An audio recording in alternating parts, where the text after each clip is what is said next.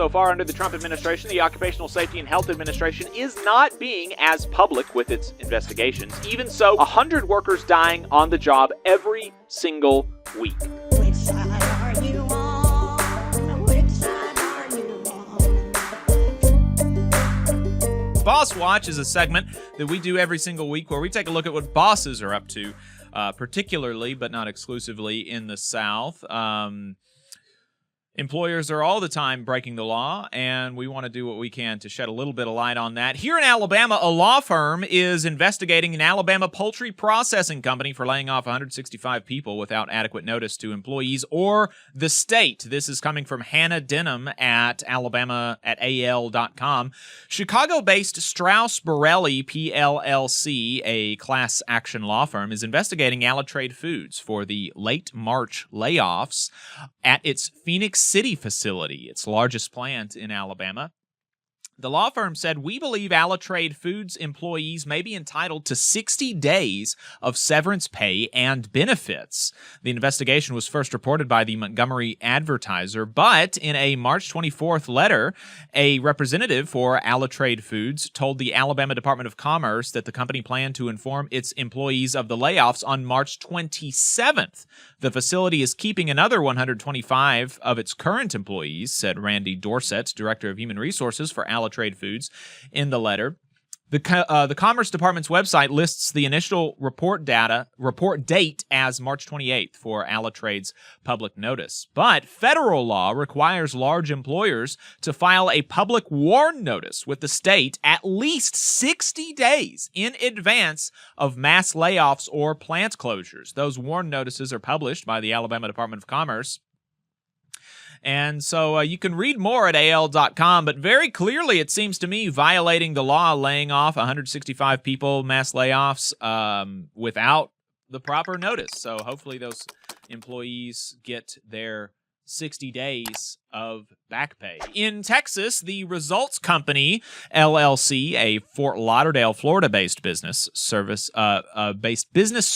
outsourcing firm, agreed to pay $250,000 to settle a disability discrimination lawsuit filed by the U.S. Equal Employment Opportunity Commission, the agency announced last week. According to the agency's lawsuit, the Results Company hired an employee who is blind as a telephonic customer service representative to work from its call center in Wichita Falls, Texas. After accepting the position, the employee requested to use screen reader software as a reasonable accommodation so that she could review written material on her computer screen. Screen readers convert text and other information on computers into synthesized speech. The lawsuit charged that the company did not take reasonable steps to facilitate the employee's use of screen reader software, refused the employee's suggestion that the company contact her vocational counselor and the publisher of her screen reader software to request technical assistance, and then fired her because she required the reasonable accommodation.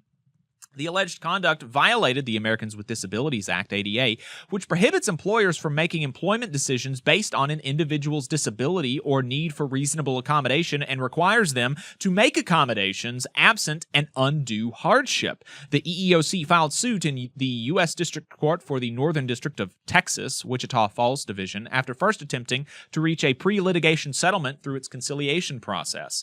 The 2-year consent decree settling the suit, approved by the U.S. District Judge Reed O'Connor, requires the Results companies to provide internal training about rights and responsibilities under the ADA and implement a plan for handling requests for accommodation from future employees who require access to screen reader technology. The director of the EEOC's Dallas District Office, Travis Nicholson, says, "Generalized conclusions will not support a claim of undue hardship. It is important for employers to meaningfully participate in the interactive process once an employee requests a reasonable accommodation and gather information specific to the situation at hand, even if they may not be familiar with the requested accommodation." Hey, 5 seconds, just wanted to say that this is only possible because of our donors. If you want to see more of this, then consider donating yourself at tvlr.fm/donate. Additionally, as y'all know, so far under the Trump administration, the Occupational Safety and Health Administration is not being as public with its investigations. Last week, they did conclude a few investigations, but those were all begun under the Biden administration. Even so, workers are still dying on the job, typically 100 workers dying on the job every single week. Even though OSHA is even more hamstrung than before, there is sometimes small news stories whenever somebody dies at work because it is such a terrible thing to happen in a community. On the Confined Space newsletter set up by Jordan Barab, a former OSHA official, they compile as many news stories on worker deaths as they can find every week. In addition to this newsletter, they regularly host commentary and analysis pieces about labor and workplace safety. This week, they found 25 stories, including 8 from the South. Just a couple of lowlights. In West Virginia, a construction worker was killed at a roadside work zone on Monday. A Parkways employee, identified as 23-year-old James Harper of Beckley, West Virginia, was hit by a commercial vehicle that was traveling in the southbound lanes near mile marker 92. The driver of the vehicle was identified as 28-year-old Anvar Sabirov of Rego Park, New York. Witnesses stated that Sabirov allegedly entered the marked work zone with his head down. Harper was hit while he was filling a pothole. I mean, these kinds of stuff happen all the time. It's really, really difficult. One more for you. In Louisville, Kentucky, a young man is dead after a workplace accident happened in Jeffersonville.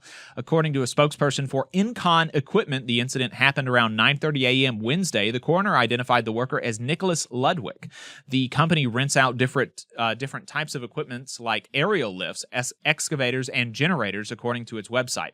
The Jeffersonville location is the company's third facility. Details surrounding the incident are not immediately available. And in the final section of Boss Watch, Union Busters, covering national union updates, sponsored by Labor Lab.